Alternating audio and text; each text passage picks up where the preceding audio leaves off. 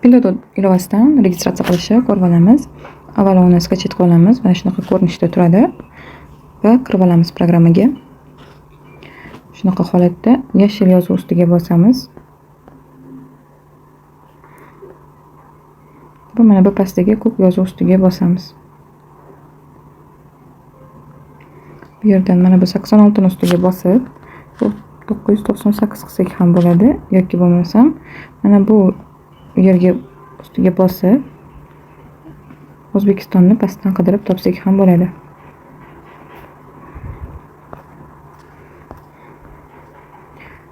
Pastroqqa tushganda aynan W harfini oldida mana O'zbekiston bor, tanlab olamiz va nomerimizni yozib olamiz. Nomerimizni yozib olgandan so'ng mana bu qizil yozuv ustiga bosamiz.